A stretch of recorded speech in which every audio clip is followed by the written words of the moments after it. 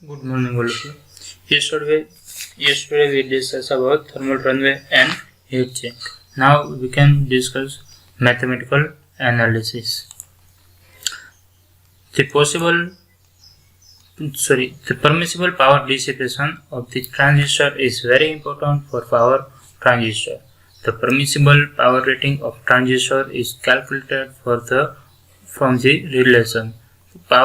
Permissible power rating એટલે કે કેટલું પાવર રેટિંગ ચાલી શકે છે કે જે આપણે હીટ સિંક માટે કહીએ છીએ કે જે અમુક રેટ કરતાં જો વધારે પાવર લોસ થશે તો ટ્રાન્ઝિસ્ટર ડેમેજ થઈ જશે, પણ એ લિમિટ કઈ છે તો એ કઈ રીતે આપણે શોધી શકીએ કે જેનાથી આપણું જે પાવર ટ્રાન્ઝિસ્ટર છે એ ડેમેજ ન થાય.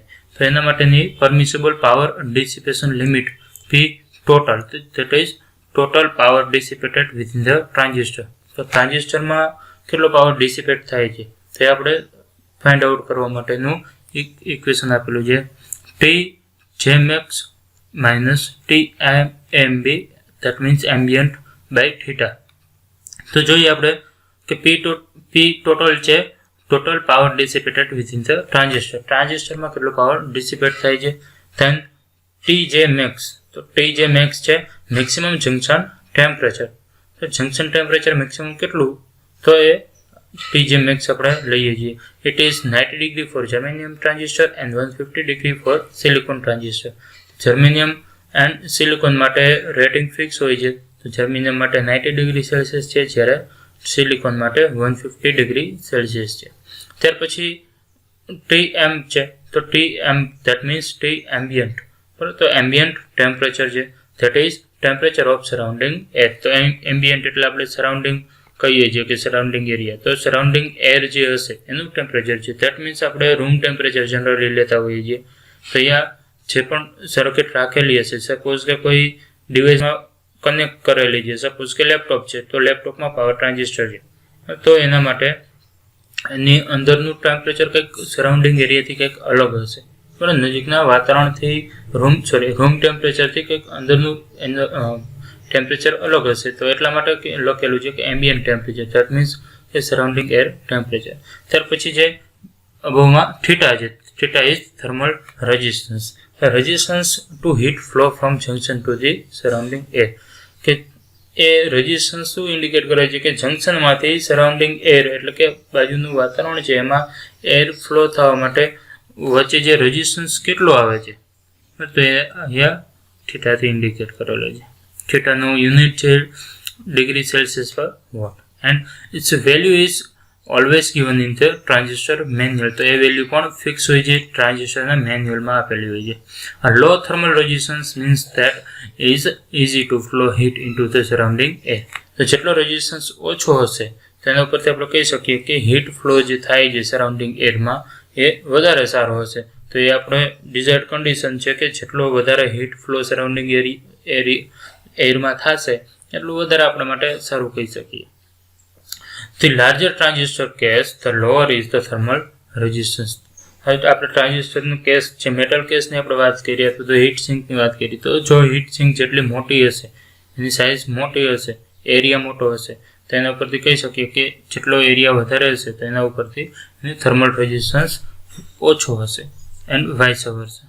તો થર્મલ રેઝિસ્ટન્સ વધારે હશે તો એનો કેસની સાઇઝ ઓછી હશે, એ રીતે આપણે કહી શકીએ બંને રીતે. It is then clear that by using heat sink the value of theta can be described considerably, resulting in increased power dissipation. તો હીટ સિંકનો યુઝ કરી અને આપણે જે થીટાની વેલ્યુ છે એ પ્રોપર મેન્ટેન કરી શકીએ છીએ and increase the power dissipation.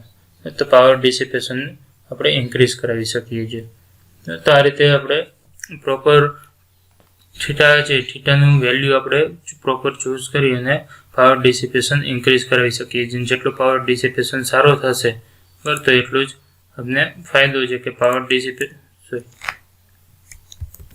Dissipation જેટલું સારું મળશે તો એના ઉપરથી આપણે કહી શકીએ કે પાવર ડિસિપેશનથી સરાઉન્ડિંગ એરિયામાં જે હીટ છે હીટ વધારે ઝડપથી ડિસિપેટ થઈ જશે. ઓકે, નાવ આગળ જોઈએ ફોર્સફુલ એમ્પ્લીફાયર. તો one kind of પાવર ટ્રાન્ઝિસ્ટરનો યુઝ કરીને એક એમ્પ્લીફાયર બનાવેલું છે, તો એને આપણે નામ આપેલું છે પુશ પુલ એમ્પ્લીફાયર.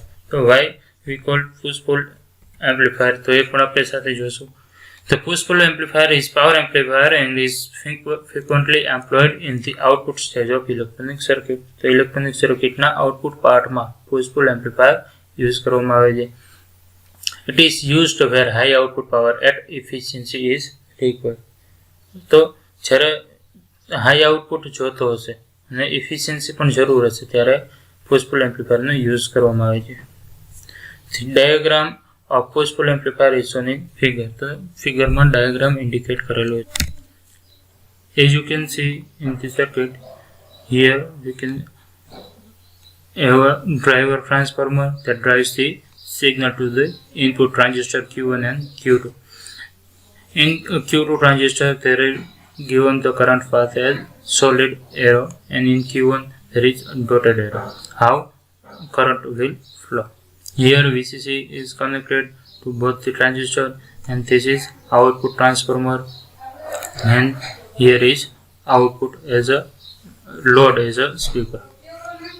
તો આ પ્રમાણે ડ્રાઈવર ટ્રાન્સફોર્મર જોડેલું છે, ટ્રાન્ઝિસ્ટર Q1 છે, Q2 છે, આઉટપુટ ટ્રાન્સફોર્મર છે અને આઉટપુટમાં લોડ તરીકે સ્પીકર રાખેલું છે. તો તમે જોઈ શકો છો કે સર્કિટ કનેક્શન કેવી રીતે છે. તો આગળ વધીએ. Two transistor Q1 and Q2 placed back to back. બે ટ્રાન્ઝિસ્ટર એકની પાછળ બીજું એ રીતે આપણે રાખેલા છે, તમે જોઈ શકો છો. Both transistor are operated in class B operation.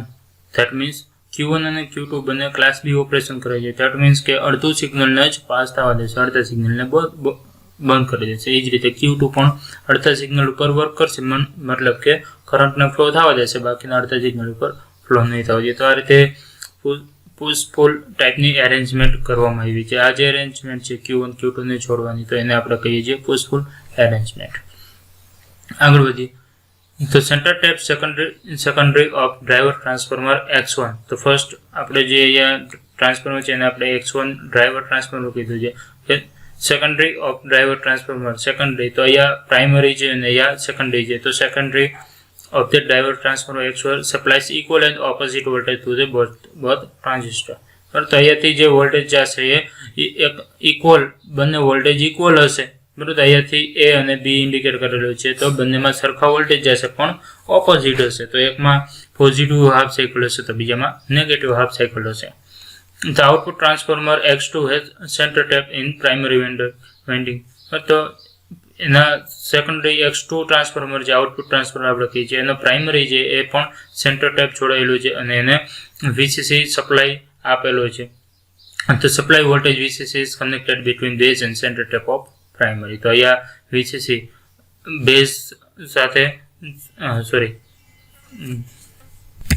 here is print mistake notice base its emitter. બરાબર. તો ઇમિટર અને બંને ટ્રાન્ઝિસ્ટરના ઇમિટર અને પ્રાઇમરીની વચ્ચે VCC કનેક્ટ કરેલો છે. તો અહીંયા પ્રિન્ટ મિસ્ટેક છે, બિટવીન બેઝ નહીં આવે, બરાબર. તો એ ખાસ ધ્યાન કરજો. તો અહીંયા ખાસ આ જે બેઝ છે એ બેઝ નહીં આવે, ઇમિટર આવશે. તો emitter and centre tap of primary. તો પ્રાઇમરીના સેન્ટર ટેપ અને બંને Q1 Q2 નો બેઝ સાથે VCC કનેક્ટ કરેલું છે. The load is connected across the secondary of X2. Load જે આપણે અહીંયા સ્પીકર રાખેલું છે, સ્પીકર છે એ બીજા ટ્રાન્સફોર્મરના સેકન્ડરી ઉપર લોડ કનેક્ટ કરેલું છે. તો આ રીતે સર્કિટ ડાયાગ્રામ આપણે સમજી શકીએ છીએ કે કઈ રીતે કયો કમ્પોનન્ટ ક્યાં જોડેલો છે. ઓકે, આગળ વધીએ. Second phase. તો સર્કિટ ઓપરેશન જોઈએ. The input signal appears across AB of the driver transformer. તો ડ્રાઈવર ટ્રાન્સફોર્મરના અક્રોસમાં એ ઇનપુટ સિગ્નલ જશે AB, બરોબર. તો અહીંયા A અને B વચ્ચે આઉટપુટ તમને જોવા મળશે. Suppose during positive half cycle A becomes positive and B becomes negative. તો પેલો આપણે એક સપોઝ એક કેસ લઈએ છીએ કે પહેલા પોઝિટિવ હાફ સાયકલ જ્યારે A છે, બરાબર, ત્યારે એ પોઝિટિવ રહે છે અને B છે નેગેટિવ રહે છે. એક સાયકલ આપેલી છે, બરાબર. પહેલી એક સાયકલ છે એમાં પહેલો જે ભાગ છે તો એને પોઝિટિવ હાફ સાયકલ મળે છે, જ્યારે એનાથી રિવર્સ સેકન્ડરી Q2 છે એને રિવર્સ હાફ સાયકલ મળે છે. મતલબ કે અહીંયા પ્લસ છે, બરાબર, અને અહીંયા માઇનસ છે. તો અહીંયા પોઝિટિવ હાફ સાયકલ હશે, નીચે છે સેકન્ડ નંબરની નેગેટિવ હાફ સાયકલ હશે. તો Q1 છે એને પોઝિટિવ હાફ સાયકલ મળે છે. તેના પરથી આપણે કહીએ this will make the EB junction of Q1 becomes reverse bias and Q2 becomes forward bias. તો Q2 છે એને પોઝિટિવ હાફ સાયકલ મળે છે અને અહીંયા નેગેટિવ હાફ સાયકલ આપણે કન્સિડર કરીએ છીએ ફર્સ્ટમાં. તો એના ઉપરથી આપણે કહી શકીએ કે Q1 છે એ રિવર્સ બાયસમાં રહીએ છે, જ્યારે Q2 જે ફોરવર્ડ બાયસ થાય. તો Q2 માંથી ફોરવર્ડ બાયસ હોવાના કારણે Q2 ટ્રાન્ઝિસ્ટર કન્ડક્ટ કરશે, બરાબર. જ્યારે Q1 છે રિવર્સ બાયસ છે તો એમાં કન્ડક્શન નહીં જોવા મળે. તો એના ઉપરથી this condition the transistor Q2 conduct only and is shown in solid arrow. તો એના કારણે Q2 છે એ કન્ડક્શન કરશે, એટલે કે કરંટ પાસ થશે અને સોલિડ એરોથી અહીંયા તમે જોઈ શકો છો કે કરંટ મળશે. જ્યારે Q2 છે ત્યારે ઓફ રહેશે, મતલબ કે બંધ થશે. આગળ જોઈએ. Therefore, this half cycle of the signal is amplified by Q2 and appears in the lower half of the primary of the output transformer. તો આઉટપુટ ટ્રાન્સફોર્મરના લોઅર હાફમાં તમને એ આઉટપુટ મળશે. તો આ નીચેની જે ભાગ લૂપ જે લોઅર હાફમાં તમને આઉટપુટ મળશે એ સિગ્નલ દરમિયાન. In the next half cycle of the signal, Q1 is forward bias whereas Q2 is reverse bias. Second જ્યારે આપણે વાત કરીએ તો Q1 છે એ ફોરવર્ડ બાયસમાં થાય છે, તો Q1 માં કરંટ પાસ થશે અને જ્યારે Q2 છે એ રિવર્સ બાયસમાં મળશે, એટલે કે એમાંથી કરંટ પાસ નહીં થાય. In this condition, Q1 conducts only and is shown in dotted arrow. તો ત્યારે Q1 કન્ડક્શન કરશે અને Q2 ઓફ રહે છે, તો ઓનલી ડોટેડ એરોથી કરંટ બતાવ્યો છે ફ્લો મળશે આપણે.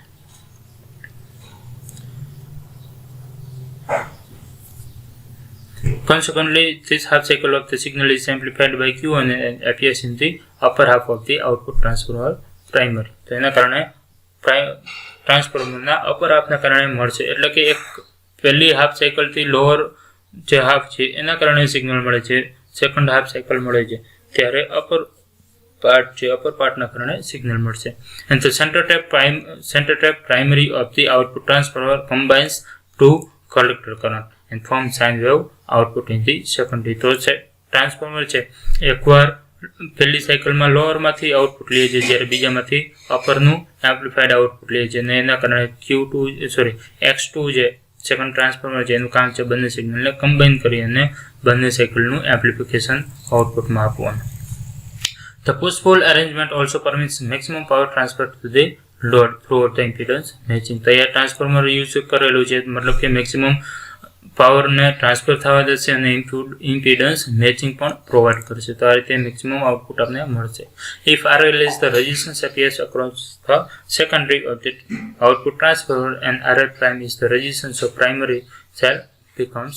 તો RL છે આઉટપુટ રેઝિસ્ટન્સ છે, બરાબર, અને RL પ્રાઇમ છે રેઝિસ્ટન્સ ઓફ પ્રાઇમરી છે, બરાબર. તો એ કેટલો મળશે? તો RL પ્રાઇમ કેટલો મળે છે? તો 2n1/n2 બંને primary and secondary turn ratio લઈએ તો એનો સ્ક્વેર કરીએ, મલ્ટીપ્લાય RL કરશે, બરાબર. તો એના ઉપરથી આપણે મળશે where n1 number of turns between either of primary winding and centre tap and n2 is number of the secondary turns, બરાબર. તો n1 n2 ટર્ન્સ રેશિયો છે. Thus, the ratio of transformer input and output resistance varies directly as the square of the transformer turn ratio. તો અહીંયા જોઈ શકો છો કે સ્ક્વેરના ટર્મ્સમાં RL prime varies કરે છે. એડવાન્ટેજીસ શું છે? તો પુશ-પુલ એમ્પ્લીફાયરના એડવાન્ટેજીસ ક્યાં છે? તો બે એડવાન્ટેજીસ મેઇન છે. The efficiency is quite high as 75% due to class B operation. તો ક્લાસ B ઓપરેશનના કારણે બંને સિગ્નલ આપને મળે છે અને એની કારણે એની એફિશિયન્સી 75% જેટલી સારી મળે છે. And high AC output power is obtain. તો એસી આઉટપુટ પાવર મળે છે અને હાઈ મળે છે, તો એ આપણે એડવાન્ટેજીસ કહી શકીએ. ડિસએડવાન્ટેજીસ પણ ઘણા બધા છે. It requires two identical and matched pair transistor have to be used. બંને ટ્રાન્ઝિસ્ટર Q1 અને Q2 આપણે બે ટ્રાન્ઝિસ્ટર યુઝ કરીએ છીએ તો બંને આઈડેન્ટિકલ હોવા જોઈએ. ધેટ મીન્સ બધા જ પેરામીટરના ઓલમોસ્ટ સરખા હોવા જોઈએ, પણ એ જનરલી નથી મળતા, તો એટલા માટે આપણે એને ડિસએડવાન્ટેજીસ કહીએ છીએ. Second, it requires two equal and opposite voltage at the input.